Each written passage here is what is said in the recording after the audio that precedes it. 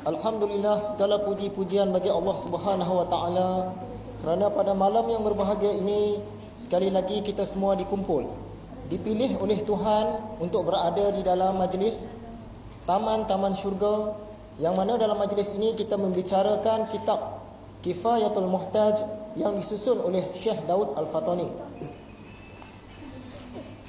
Dalam kuliah yang lepas kita telah membincangkan tentang peristiwa bagaimana Nabi Muhammad SAW mendapat perintah sembahyang 50 waktu. Jadi cerita ini memang cerita yang sahih, kita boleh sampaikan kepada orang lain. Asalnya 50 waktu, kemudian atas nasihat Nabi Musa, maka berulang-aliklah Nabi Muhammad daripada Nabi Musa kepada Tuhan, patah balik, sampailah akhirnya tinggallah 5 waktu. Itu pun Nabi Musa dia minta Nabi Muhammad supaya minta kurang lagi. Sebab kata dia, Nabi Musa bagi tahu umat Islam nanti tak akan mampu nak laksanakan yang 5 waktu itu.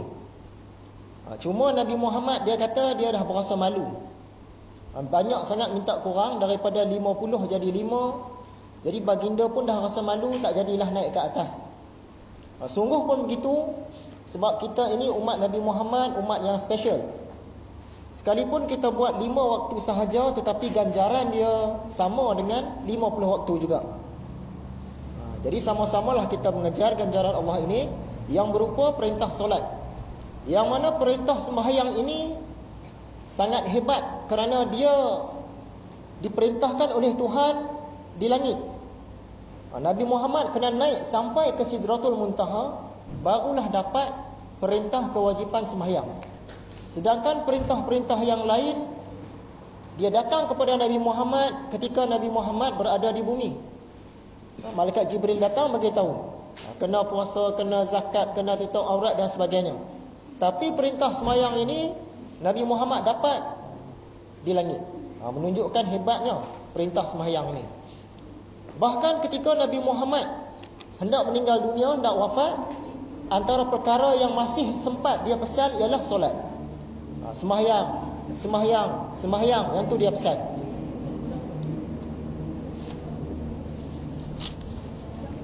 Kemudian dalam kuliah yang lepas kita juga telah berbincang apakah Nabi Muhammad ini melihat Allah. Masa Nabi Muhammad berada di langit itu, di Sidratul Muntaha, adakah dia melihat Allah? Jadi ada 3 pendapat. Satu golongan ulama mengatakan Rasulullah tak melihat Allah. Yang kedua, Rasulullah melihat Allah. Dan yang ketiga, tak tahu. Rasulullah nampak ke, tengok ke, tak tengok ke, dia tak tahu. Ini 3 pandangan golongan.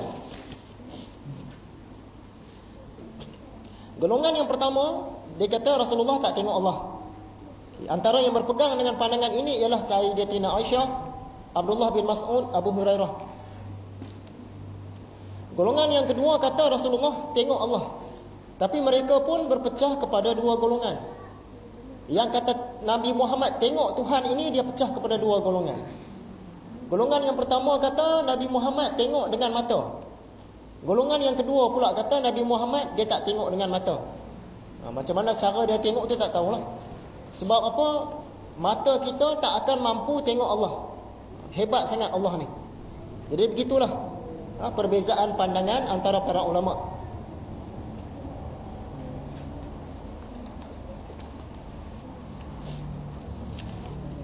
Begitulah sepintas lalu pelajaran kita dalam kuliah yang lepas.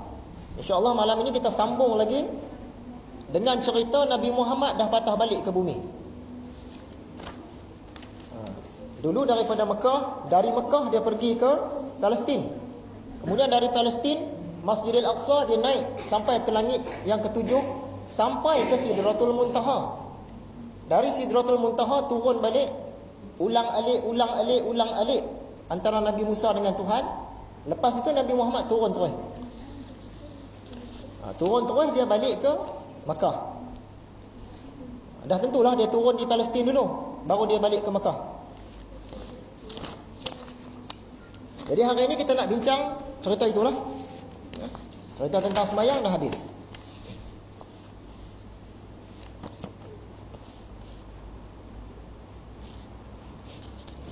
kata Tuan Syekh kita.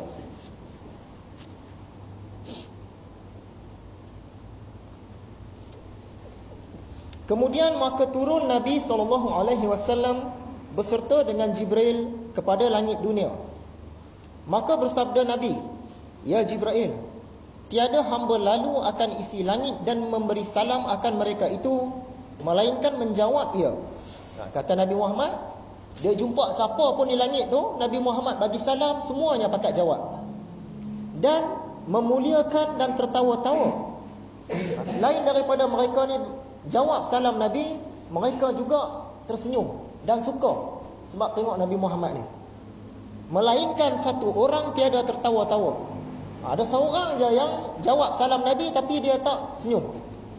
Maka katanya, "Ya Muhammad, itulah Malik yang menunggu neraka dan kelakuannya tiada tertawa-tawa ia masa dijadikan Allah Ta'ala. Dan tiada tertawa-tawa bagi seorang." Kata malaikat Jibril, yang Nabi Muhammad nampak tu nama dia Malik, iaitu penjaga neraka. Jadi penjaga neraka ni dia kena tegas lah, kena garang. Sejak dia diciptakan sampailah zaman Nabi Muhammad tu dia tak pernah senyum.